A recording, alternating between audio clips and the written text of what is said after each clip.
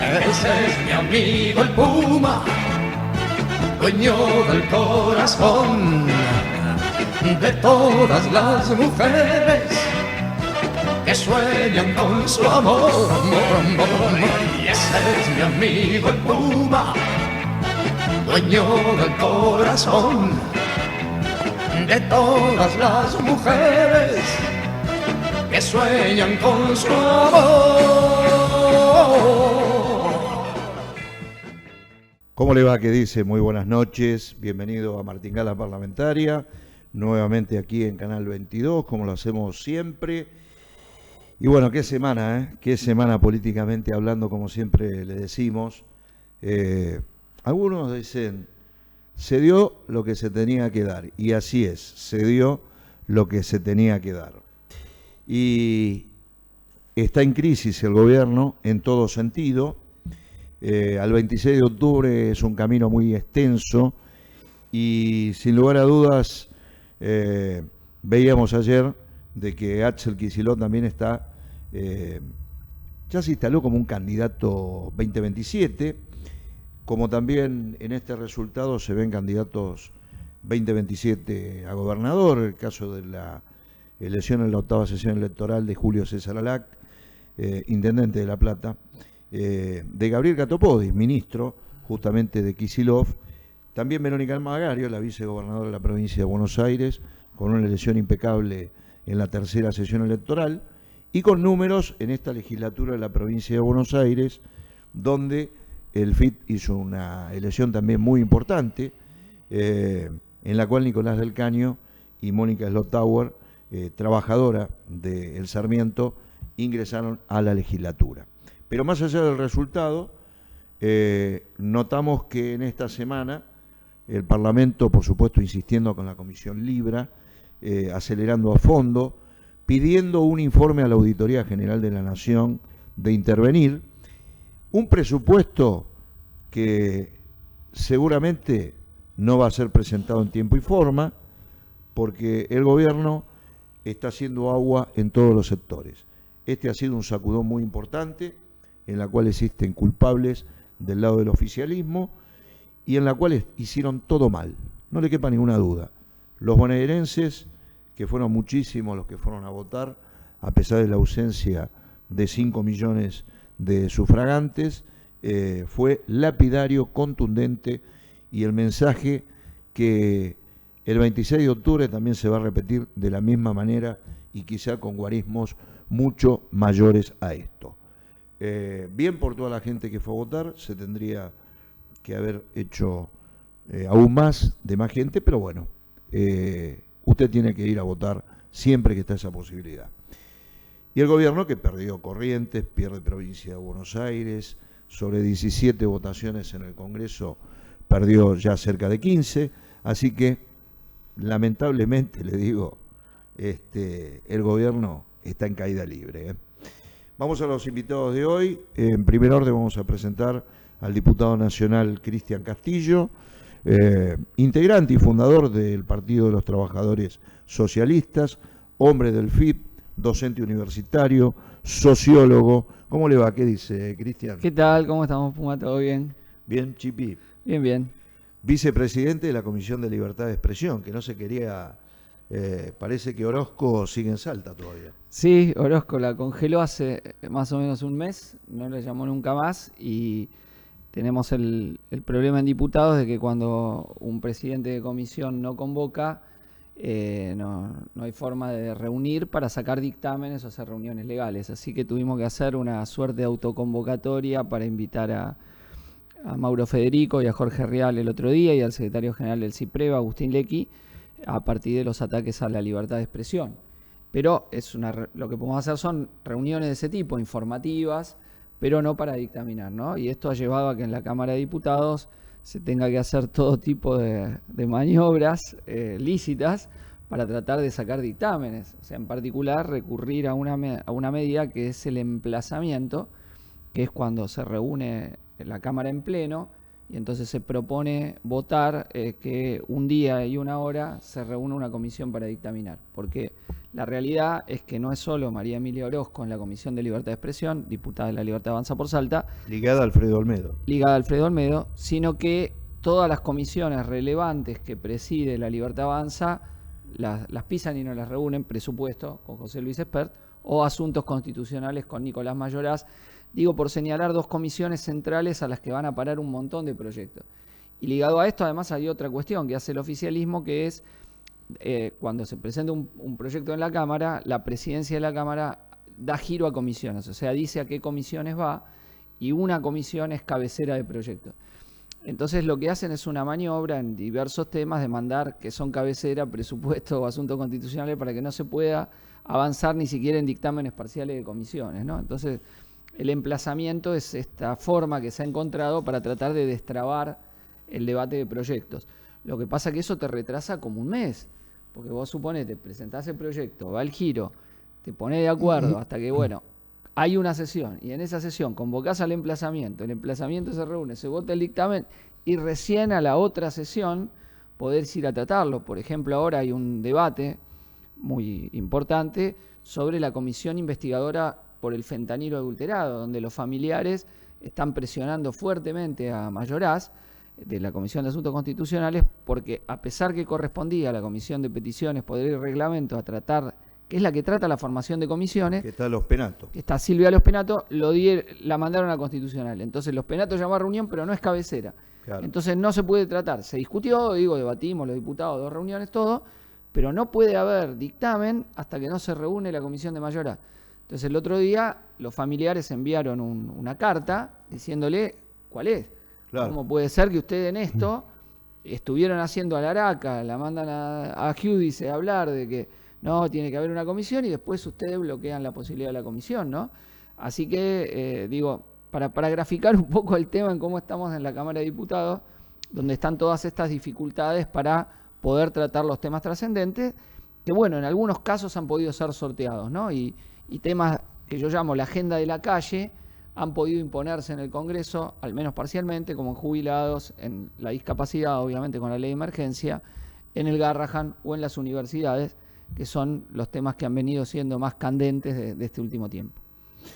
Vamos a presentar al otro invitado en el día de hoy, que es Javier Pablo Freites Díaz, abogado tributario, hombre que conoce los números, y en esta Argentina yo decía lamentable hoy, porque lamentablemente este gobierno parece que es un imperio, que es un emperador, Milei.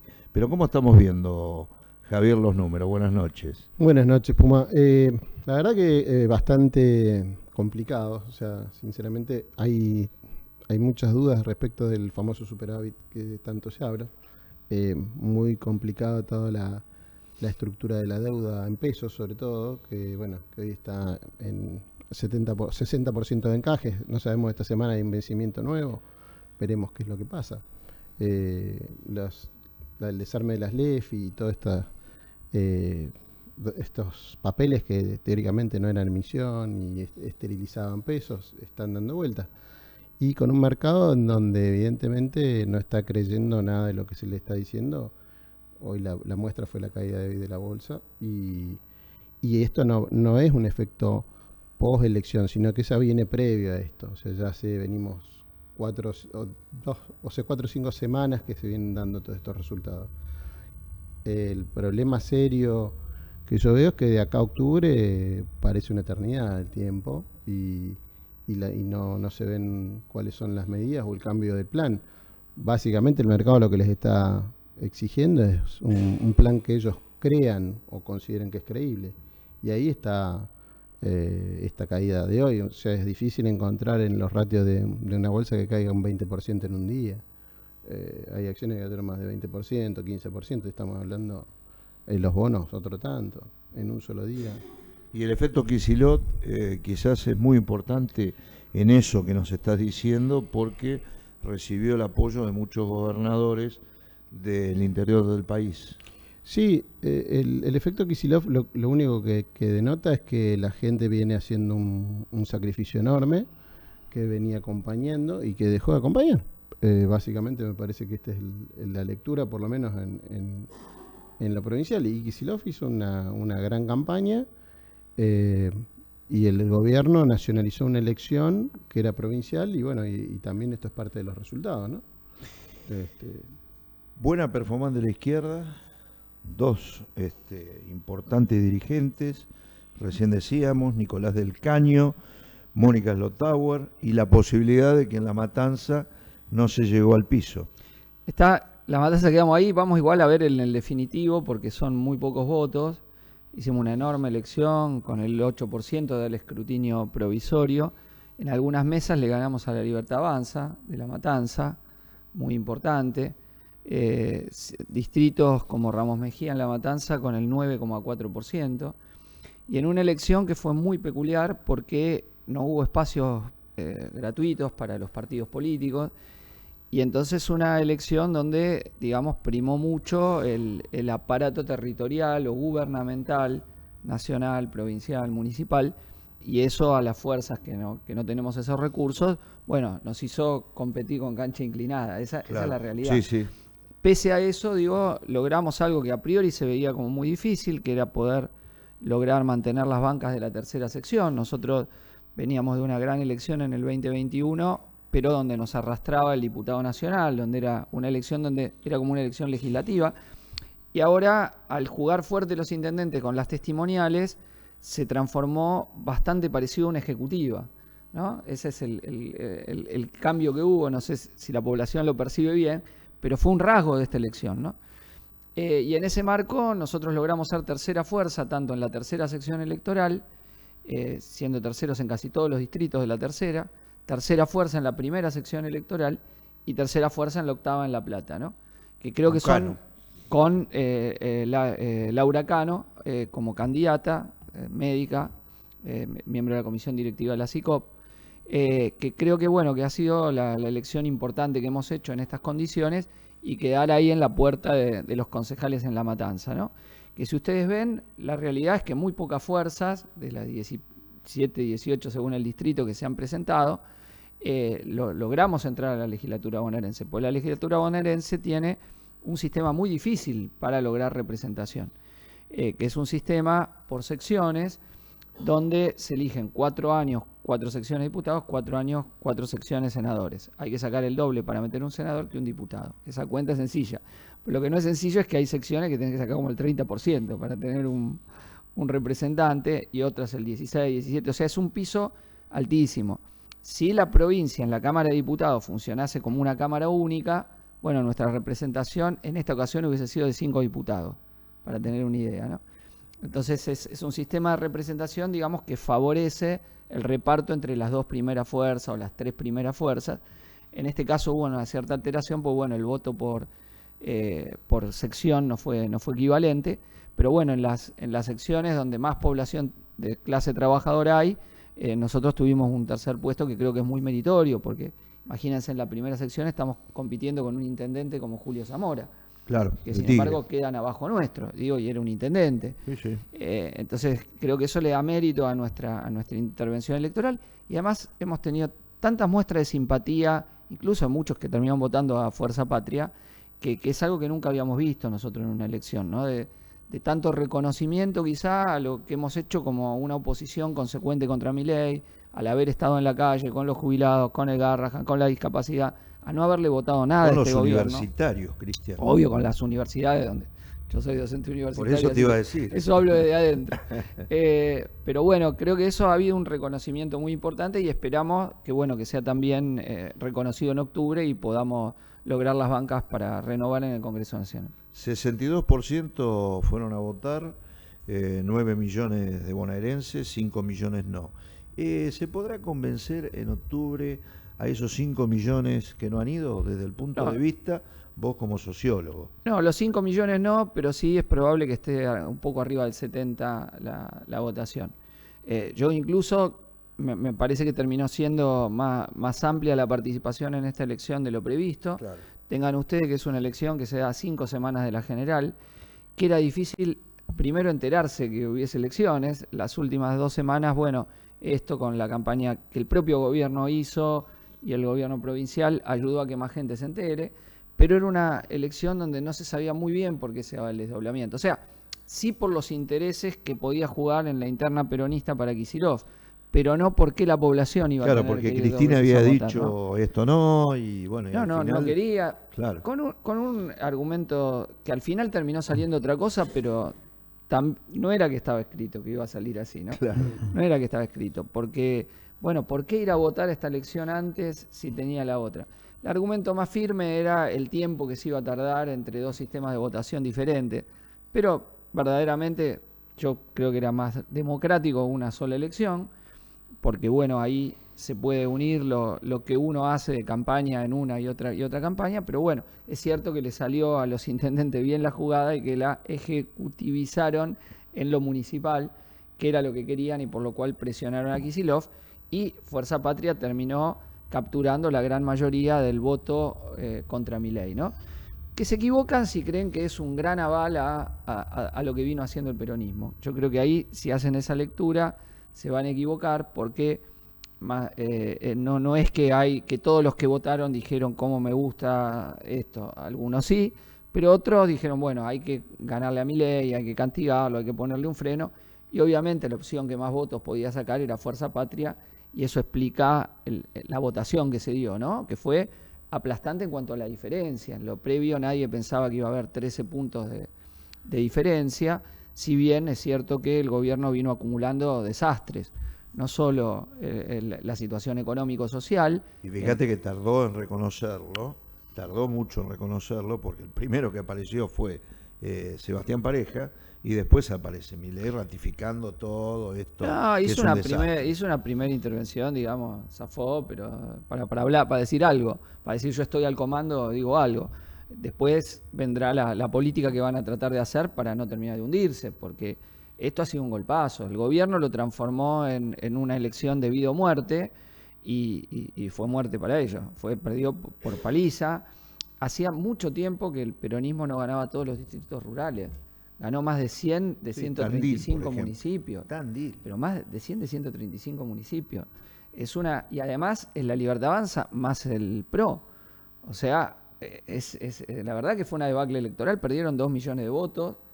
Es una catástrofe el gobierno. Ahora, ¿hubo una sola razón? No, yo creo, obviamente la situación económica fue, y en la provincia es quizá donde peor ha pegado todo el esquema económico del gobierno, por la pérdida de empleo, por la precarización del trabajo, por la caída de los salarios, por los cierres de comercios y negocios, ¿no? Incluso de muchos votantes de Milei.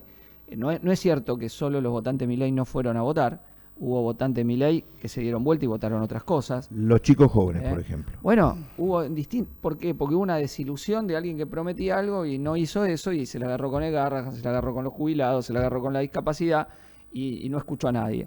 Entonces eso fue el castigo de las urnas. También obviamente los casos de corrupción, que hicieron menos creíble la palabra presidencial, y bueno, y un gobierno que vos decís, ¿qué puedo esperar de esta gente? Que siga con lo mismo. No va a cambiar, va a seguir motosierra, va a seguir la especulación financiera, va a seguir destruyendo empleo, precarizando, ¿no? Y eso es, creo, el mensaje que salió de las urnas, ¿no? Obviamente, mayoritariamente la opción que votó Fuerza Patria, pero también lo que nos votaron a nosotros, que fue esto así no, hay que hacer otra cosa, ¿no? Me parece que eso fue lo que salió de las urnas bonaerenses en forma ampliamente predominante. Si vos sumás Fuerza Patria más los votos nuestros, da el 52%, que es una cifra muy alta. Incluso le podés contar toda una parte de Somos, que también vos decís, bueno, están al medio. Sí. Bueno, contá mitad y mitad, te suma. Pero yo calculo que el 60% de la votación ha sido claramente contra Milei, ¿no? Ha sido un plebiscito contra el gobierno, si tomo toda la elección. Y me parece muy ilustrativo, porque uno en cierta medida podría decir que esta votación la ganó el Garrahan, la ganó la discapacidad, la ganó jubilado en contra del gobierno, ¿no? O le hizo perder al gobierno todas esas luchas que el gobierno no escuchó, y que fueron muchas. Y aparte porque la nacionalizó él mismo. Bueno, esa fue una estrategia de campaña. Ahora, cuando vos estás mal y estás cada vez peor, y encima la palabra presidencial pierde credibilidad, no hay enjuague electoral que te salve. Yo hacía una similitud cuando fue ahora lo de las coimas con los audios españolos, ¿no? Porque el gobierno, recuerdan ustedes, había dicho, esto es una opereta, Sí, ¿no? claro. Bueno, opereta puede ser, pero el problema es verdad. Y es lo mismo que le había pasado a Alberto Fernández con la foto de Olivos. La foto de Olivos la publica Guadalupe Vázquez, la periodista de La Nación, un mes antes de las PASO del 2021. Claro. Un mes antes. Sí, sí. Uno dice, ¿fue una opereta? Es obvio que fue una opereta. Pero era verdad, era verdad. Y para los votantes de Alberto Fernández, que la habían pasado mal en la pandemia, que fueron muchos, ver el deterioro de la palabra presidencial, que mientras te decía quédate en tu casa o no se puede hacer fiesta o hay que usar barbijo, él hacía lo contrario, festejaba el cumpleaños y hacía invitar a la gente sin barbijo a la residencia de Olivos, fue un golpazo. Y ahora, para una parte de los votantes de Milei que la están pasando mal, fue lo mismo, porque se ajustaron el cinturón, tuvieron que cerrar su negocio, o vieron que los dejaron sin laburo, o perdieron poder de compra, y entonces ver que mientras esto les pasaba, estaban con la coima, con la discapacidad, bueno, ahí generó un enojo también del votante de Milei, ¿no? Con un hecho obviamente muchísimo más grave, la coima con la discapacidad, que una fiesta en Olivos. Pero el efecto político, me refiero a que yo le veo un punto de similaridad, ¿no? Porque en los dos casos seguramente hubo operación política. Pero ¿y qué tiene que ver? Si vos coimeaste y claro, te lo dice hacete Españolo, cargo. alguien que no es de la oposición, Españolo, alguien que es riñón del gobierno, que fue abogado de Milei, que entraba decenas de veces a Olivos, bueno, y te la agarraste con los discapacitados. Echaron cientos de laburantes de la Andis, cientos de laburantes. Muchos de esos laburantes son personas con discapacidad, que habían entrado por el cupo con discapacidad. Claro. Y estos tipos los dejaban en la calle, mientras se afanaban la guita con una droguería de estos Kovalipker, que tienen en el exclusivísimo barrio La Isla, dentro del exclusivo barrio de Nordelta, o sea, lo exclusivo dentro de lo exclusivo, 20 autos Porsche de lujo, 10 blancos, 10 negros, y por hacer negocio con estos tipos, darle más ganancia a esto, vos echabas a los laburantes. Instauraron un sistema donde daban premio a los empleados que más pensiones recortaban, no probando una irregularidad, sino cortando discrecionalmente, sabiendo que mandaban carta documento que iban a llegar a un lugar donde no vivía nadie ya, y lo hacían igual. Vos fijate la perversidad, para aumentarle mientras le aumentaban los negocios a los Kovalipker y se hacían socios de la coima, a una persona discapacitada. Yo creo que más bajo en la catadura moral, no sé qué escala puedo encontrar para gente que estuvo haciendo eso. Yo estuve hablando, porque fui a muchas de las marchas del colectivo de discapacidad y de sus laburantes, con trabajadoras no videntes que les cortaron y las dejaron sin laburo. Y como les habían dado contratos precarios en el Estado, Claro. ese fue su único delito, haber tenido un contrato precario que se lo podían recortar. Iban a laburar todos los días, cumplía horario, habían entrado por cupo en discapacidad, pumba. Y después esto hacían la coima. Entonces, eso se fue incrementando como rabia, porque después también la familia en discapacidad te contaban a padres de chiquitos con síndrome de Down, y de golpe se encontraron con que tenían la pensión cortada. ¿Y por qué me cortaron la pensión? Porque sí, porque te la cortaron. O personas en silla de ruedas, porque se les antojó. Claro. Y bueno, y eso es lo que hicieron. Y nunca registraron nada, ¿no? Se mantuvieron con el veto hasta último momento. Y bueno, y eso fue tan contundente después de las votaciones en diputados y en el Senado. Y esto también lo menciono porque el veto es algo que hay que abolir, el veto presidencial. Es un resabio monárquico que será un derecho constitucional, Y aparte pero es darle absolutamente esa potestad antidemocrático. que tiene el Congreso. Tenés que tener 2/3 de la Cámara para dar vuelta un veto.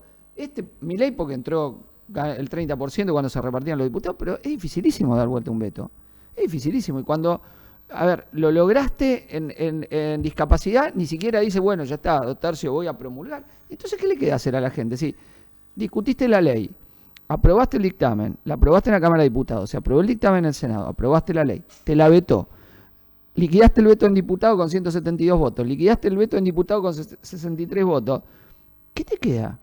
Claro. Yo te pregunto, ¿qué te queda Nada. hacer? Porque ya hiciste todo camino institucional que necesitabas para tener una ley de emergencia en discapacidad que te da un poco, tampoco es ninguna ley del otro mundo, es muy limitada, pero bueno, es un punto. ¿Qué te queda por hacer?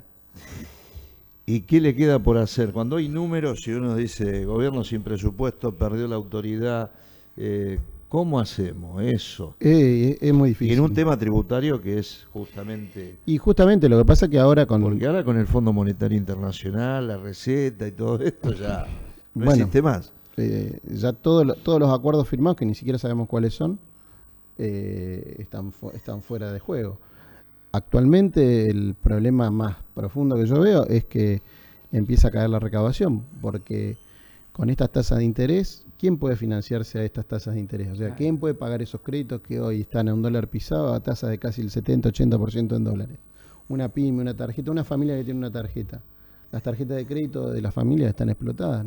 Creo que hacía 22 años que no estábamos en este nivel de incobrabilidad en las tarjetas de crédito. Y con la ley, el decreto 70 que derogó la defensa del consumidor, bueno, toda una cantidad de cancha inclinada al revés, digamos. Y ahí tenemos un ¿Y el cuello tema de botella. tarjetas de crédito, cómo está? Porque la morosidad es muy alta. Y es que hoy a estas tasas son impagables. O sea, yo veo que las familias van a tener problemas serios legalmente porque le han dejado ninguna herramienta para defenderse. El que ya empezó a pagar el mínimo y hoy hay deudas de, qué sé yo, de 10, 15 millones y te vienen y te plantean que les ofrecen un plan de pago que son 40 millones en 36 cuotas o 60 cuotas, que es lo que están planteando los bancos, te da la pauta de que estamos en un mundo irreal, o por lo menos que va a traer muchos quebrantos, muchos problemas no solo de la pérdida del crédito formal. ¿Y las pymes? Bueno, las pymes ahogadas y haciendo malabares para ver de llegar a sobrevivir un mes más. Y eso pasa mes a mes, y la cantidad de pymes que van cayendo todos los meses, y obviamente con el consecuente desempleo que eso trae. Y comisiones a veces como asuntos tributarios en el Congreso ya prácticamente ni funcionan con temas tan importantes. Bueno, la preside La Libertad Avanza con el candidato, con Esper, que es el primer candidato a diputado por la provincia. Y es una comisión que solamente funciona cuando La Libertad Avanza quiere, pero hay un montón de temas que ahí están trabados y que quedan enterrados, o sea que no tienen respuesta. Yo creo que algo van a tener que activar, porque a este ritmo de endeudamiento, a este ritmo de caída de la economía en esta recesión, el efecto... Y aparte un gobierno que no tiene presupuesto, porque es un gobierno que está... 2 años sin presupuesto, y si este es el tercero, no sé cómo vamos a hacer. Tiene pocos días para enviar el proyecto. El 15. El 15 se tiene que presentar. Tiene que presentar el proyecto. Vamos a ver si lo presenta. Porque borrador no hay. ¿Y qué dice? No, todavía no hay nada. O sea, supuestamente el 15 tiene que presentar algo. Por ley. Se está obligado por ley a hacer una presentación. Otra cosa es que lo quiera aprobar. Lo que pasa es que hay que decir la verdad. El año pasado todos se dejaron caminar. Todos se dejaron caminar. Le dejaron los tiempos, que Esper maneje los tiempos. Les prometió convocar a una sesión de la comisión a cambio de no emplazar, le aceptaron eso, y el día que tenía que hacer la reunión dijo no voy a hacer ninguna reunión, claro. Y se acabó el periodo parlamentario. Claro. Entonces pues nos llamó a extraordinaria. Se agotó instancias. Y listo, entonces hay que decir la verdad, los gobernadores después se enojaban, pero le dejaron hacer lo que quiso Esper. Ahora te quiero preguntar, Javier, justamente tomando este punto, en la cual los gobernadores... le votaron la ley bases, le votaron el decreto 70/23 que todavía sigue estando de pie. ¿Cómo imaginas para adelante que va a seguir esto? Pues los gobernadores ahora es como que dijeron, bueno, vamos a replegar. Bueno, estábamos en la sábana corta. ¿Por qué digo sábana corta? Porque no alcanza para todos. O sea, y hoy el último traslado era justamente que ahí fue donde los gobernadores creo que pusieron el primer límite, fue cuando ya vieron que el ajuste ya lo habían pagado los jubilados, lo habían pagado los discapacitados, lo habían pagado los docentes universitarios, o sea, y ahora le tocaba a las provincias, y yo vi que ahí en ese punto fue donde se trabó todo, donde empezaron los gobernadores a buscar el federalismo tributario, que es una de las cuestiones que se presentaron 2 proyectos. Uno fue el de la ley de impuestos a los combustibles y el otro la coparticipación de los ATNs. Entonces, ahí es donde yo veo que empezó un poco todo este escenario en el cual estamos hoy. Ahora bien, ¿cómo va a ser el nuevo presupuesto? ¿Qué es lo que se va a discutir? ¿Cómo vamos a entrar a esa etapa? Es muy difícil saberlo porque en un clima... Y menos reforma tributaria. No, reforma tributaria yo creo que es un sueño. Lo que pasa es que siempre vuelven al mismo lugar, que el problema de la Argentina es la reforma laboral, Cuestión con la cual no estoy de acuerdo porque en la Argentina... Menos previsional. Y previsional, pero en la Argentina se ha creado trabajo con Claro. estas leyes que según son antiguas y demás, y se ha creado empleo, y esto está demostrado. El problema es que la famosa inversión dándoles el RIGI, dando todos los beneficios que estaban para dar en materia tributaria, sin mirar a quién, no han surtido efecto en ninguno de los planos que ellos suponían que iban a suceder. O sea, en un momento te decían que iban a venir a tirarse en palomita para invertir en la Argentina y hacer cola. Y ahora no. Era monumental eso, y eso no pasó. Y la inversión en la Argentina siempre la movilizan los mismos, que son las pymes, los pequeños y medianos empresarios, los trabajadores, o sea, el consumo interno. Ahora estamos en un problema de que no tenemos motores de la economía que te saquen adelante, porque no tenés mercado interno, y el mercado exterior está muy difícil, porque estamos en un mundo donde todos los países están haciendo proteccionismo.